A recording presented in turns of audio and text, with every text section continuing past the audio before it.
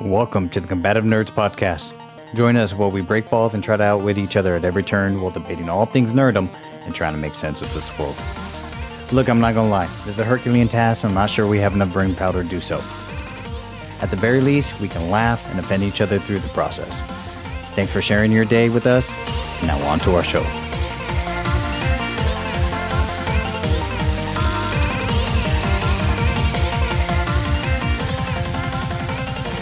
What's up, guys? This is Raiderlance, and I'm very happy and excited that my good buddy, IceyEyedGnome, I call him IEG because I don't like big words, is joining us, and he's going to help us, one, try to keep me in check, and two, to discuss the new Disney Plus She-Hulk Attorney at Law.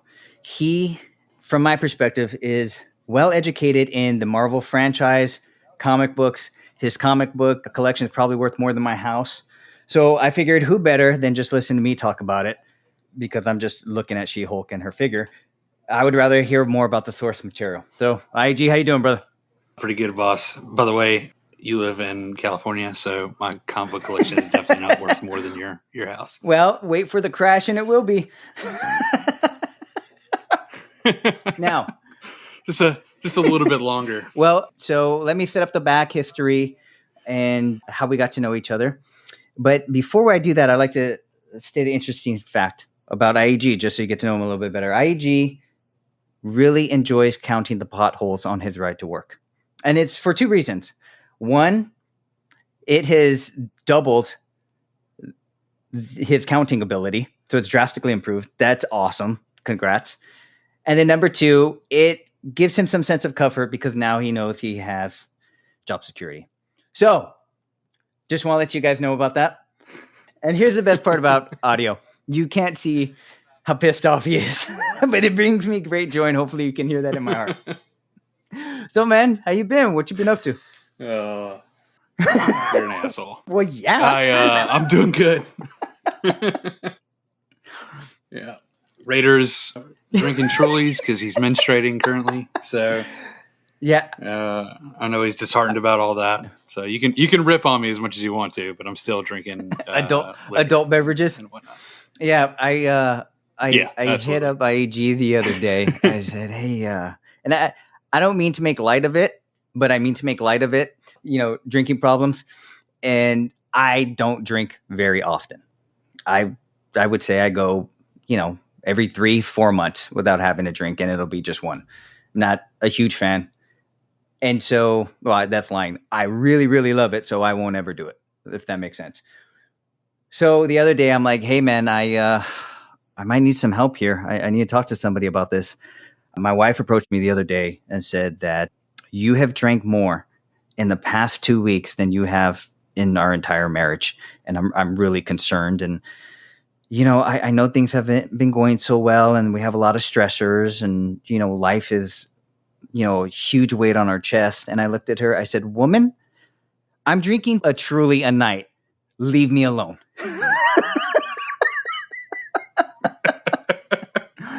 So I said, if my sauce is wine coolers, I don't want to hear it. Once I move up to the scotch and start slurring, then you can call Betty Ford and whoever else you need to do the intervention. But Jesus Christ, man. So go out and get me more Trulies, woman.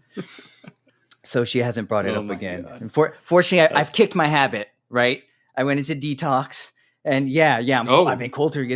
It's been 3 weeks. I'm doing good. I feel great.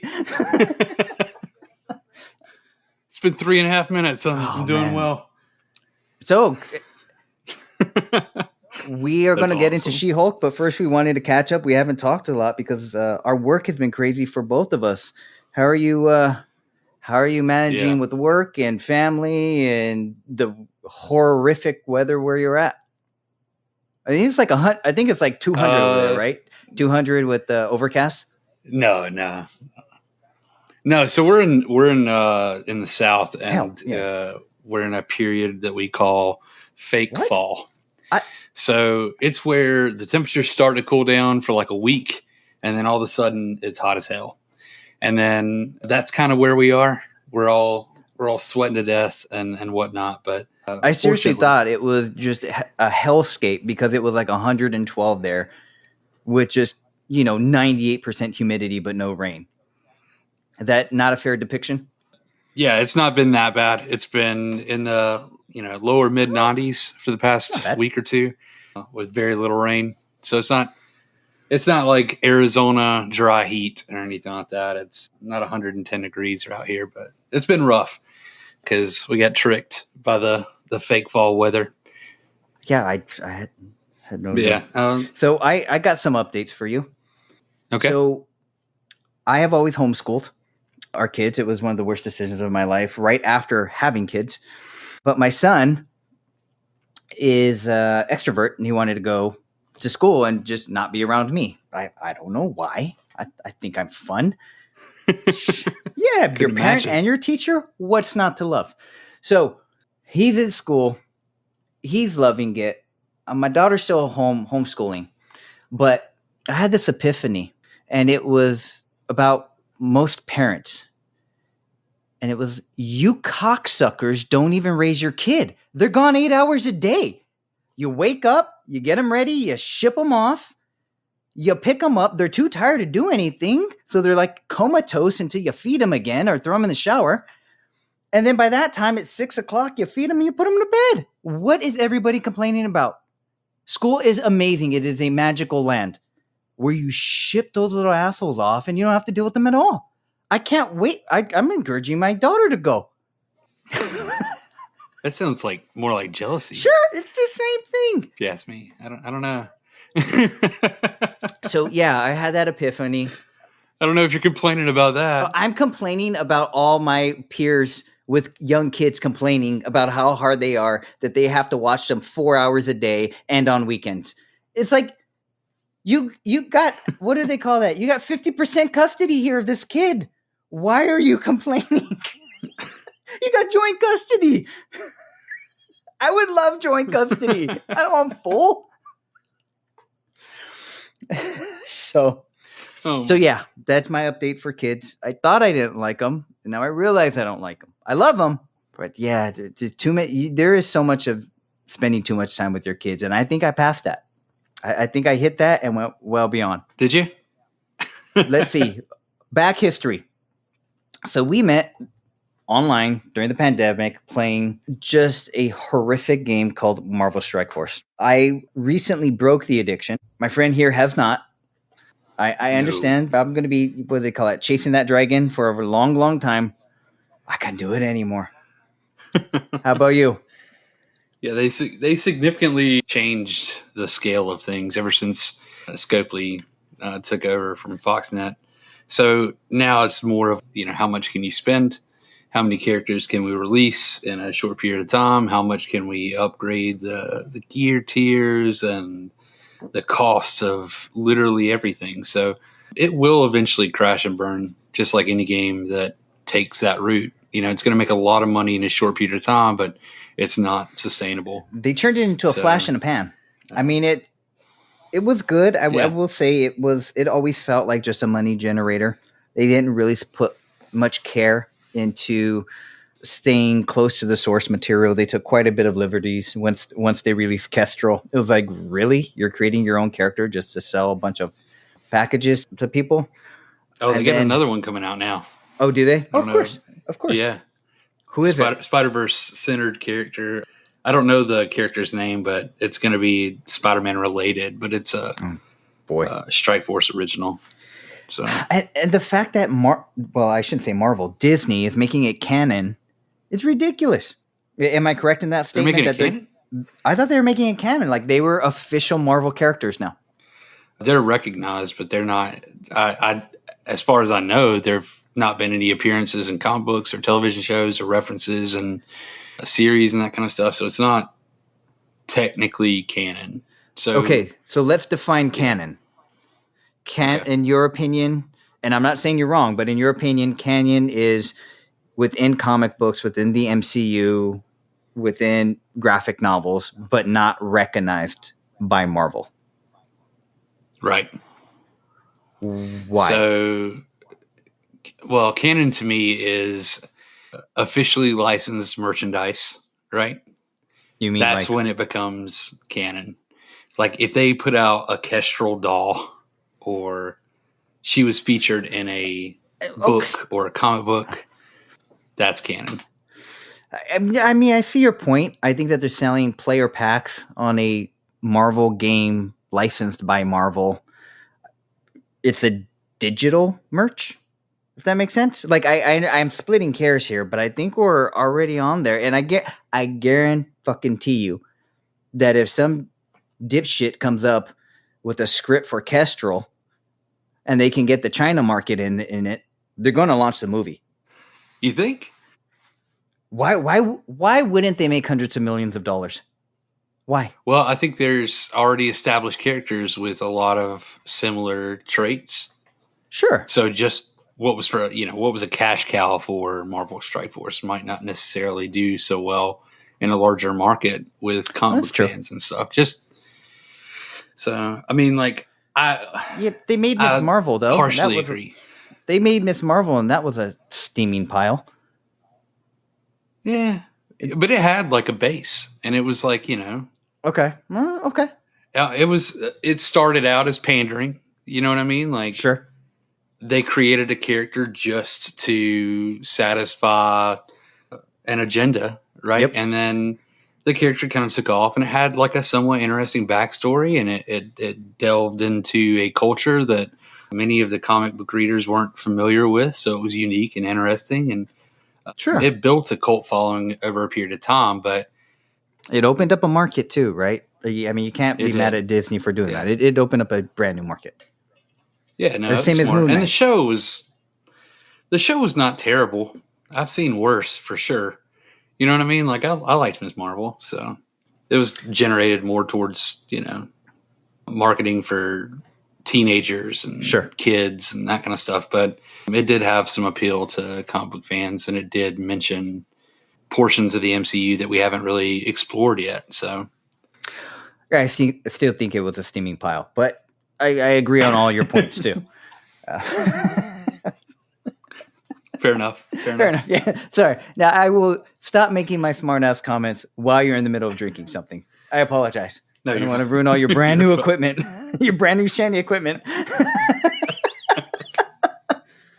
The new monitors and everything. You guys would have enjoyed that joke if we were doing video, but maybe in the future. Right? Again, I have a face for radio, so we're going to try to stay on audio formats for as long as possible.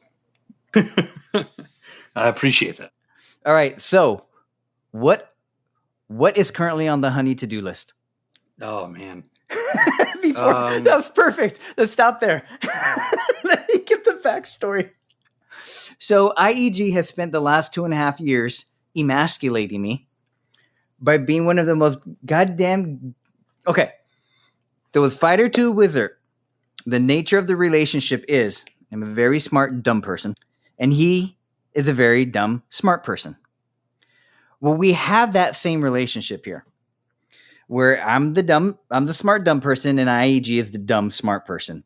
Because this son of a bitch, every, 2-3 weeks, just happens to unveil some new skill that he hasn't just is picking up, that like he mastered on his free time while he was dicking around somewhere. So this guy, every week, he's doing something new. He's building a goddamn house. He's building a goddamn space shuttle. He knows about physics. He can draw. He's an asshole. He's an asshole of a friend. So the way that I make myself feel better is by pointing out that his capability is his liability, because I'm dumb. My wife doesn't ask me to do anything. It's great. I just get to sit and make snide remarks like I always do. Whereas IEG has a second full-time job building everything under the sun. So, IEG, what is on your to-do list? I want to hear. And also, after you tell me the to-do list, please give me how many revisions were on each of the items on the list. Oh, man. So, currently, I'm taking one for the home team, and I'm working on the man cave. So that took some convincing, because my wife was like, well, we have, this and this and this to do. And I was like, look, I need a space that I can, do me. And, explore my creativity and that kind of stuff. And I need a unique and neat place to store my collectibles, merchandise, and comics and that kind of stuff. So she has graciously allowed me to do so before pursuing some of the other home improvements we need. So I've been busy installing a ceiling fan and trying to create like a graphic before I do the wall that, you can see, but the people listening won't be able to see. But there's a wall behind me that's blank. That wall is going to be filled with hand-drawn comic strips from famous comic books and that kind of thing. See, asshole. So I'm working on this. Just drop the fact that he's an electrician, that he's an artist, that he's a diplomat because he was able to negotiate that with his wife. They just casually said all that shit and acted like I wasn't supposed to hear it.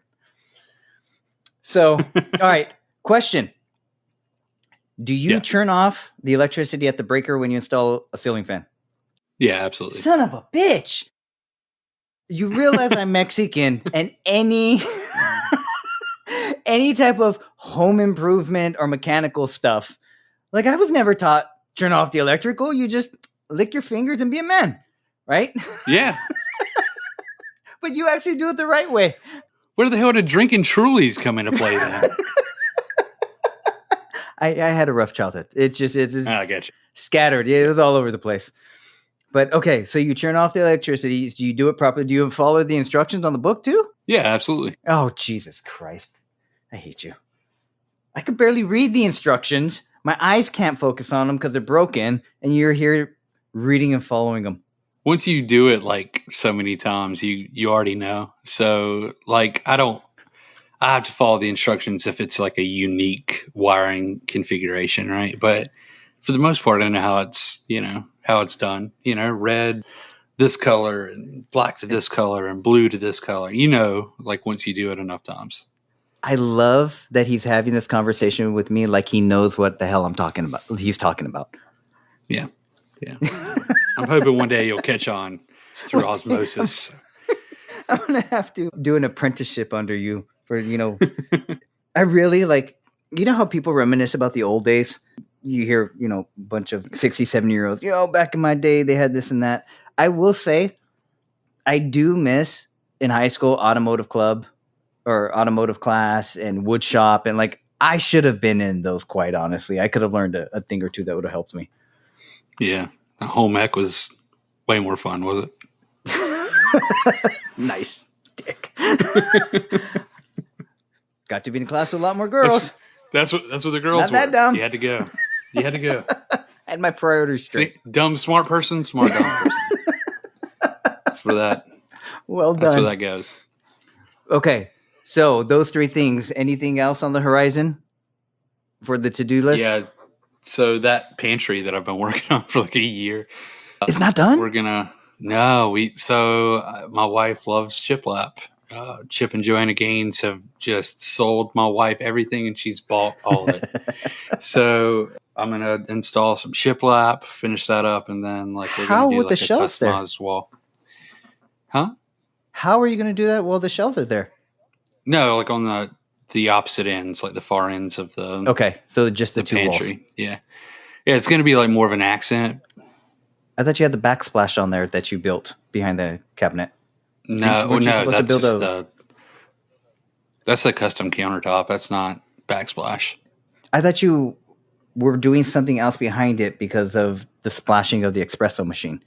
That you wanted something to stop. Yeah, that's the shiplap. Oh, that's what okay. We're gonna do. I got it. We haven't done that yet, so we just have the espresso machine kind of pulled out, which my wife switched to iced coffee. So money well spent. I wish I could pull up the Discord thread of IEG finding out that his wife wanted modifications to the coffee bar he hand built her after the fact. Also, we are not talking about a man of my size getting into cabinetry here.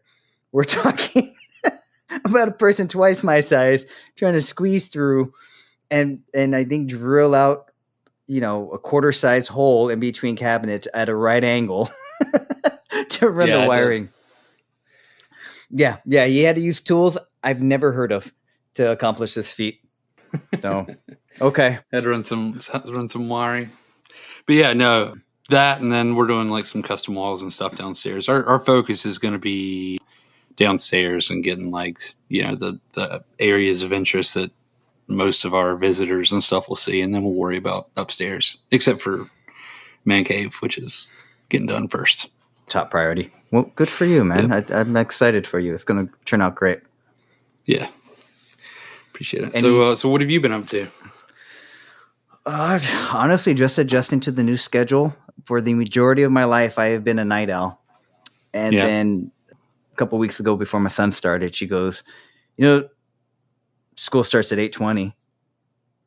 And I just had this immediate realization and fear come across me. And I just looked at her. I said, I have to start going to bed on time? And she was like, yeah. So I've been adjusting to actually going to bed at a proper time and waking up like an adult. And it's been rough. It's between you and me. That's why I started drinking the Truly. So yeah. I completely understand. So yeah, that is the biggest thing over in Southern California right now. We're having quite the heat wave. So they're telling us we're going to have rolling blackouts. There's too many people. Don't drink water. And the apocalypse is coming. Yeah. So because of global warming.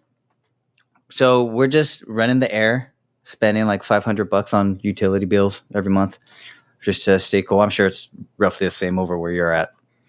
And no, it's not California. So not even close.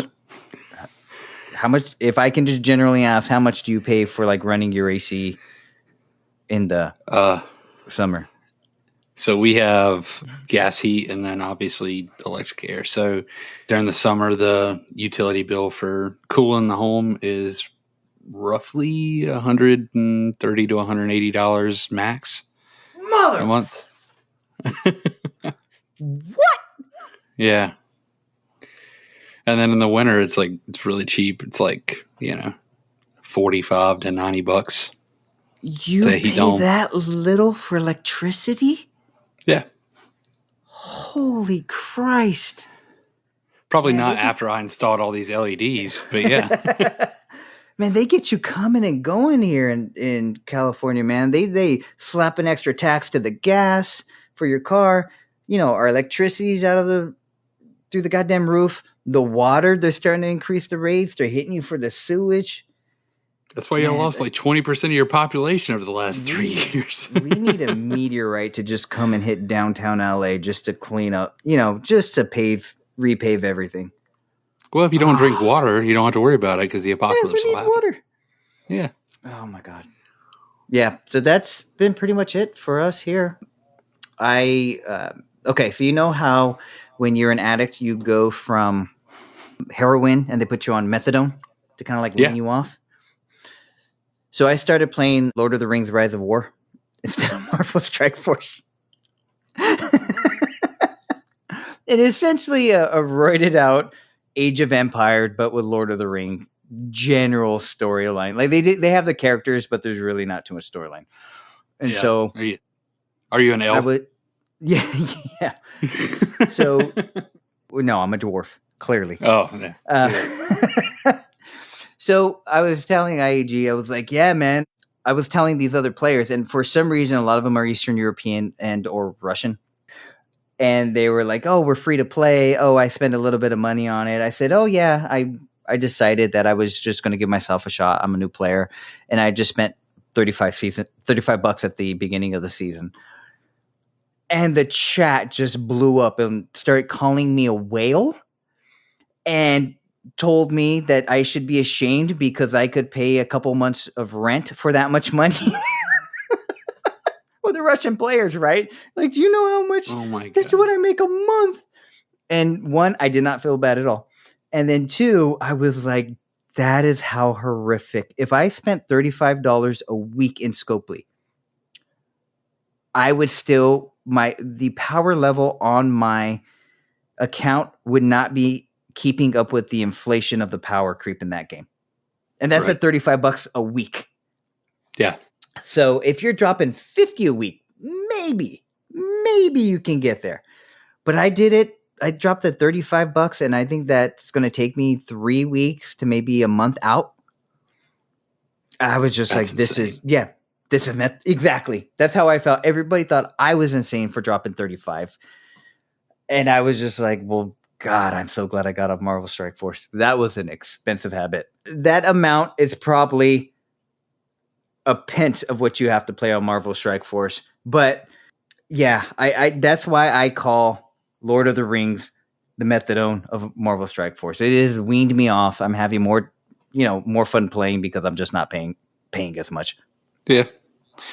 I've thought about going to a different game or, just trying something new that is completely, free to play or a one-time purchase, spend $50 and then no additional add-on content, RPG type style, single player, whatever. Just because I don't talk to people generally anyways. And when we were playing, the only thing I did do was talk shit to people. So yeah, it was great. It was awesome. I was telling my wife, I'm like, it really refined and honed in on my skills of pissing people off in chat and Discord. I have like I don't want to say a trophy room, but a trophy file of all the screen grabs I got when I pissed off people enough that they quit the alliance. They blocked me.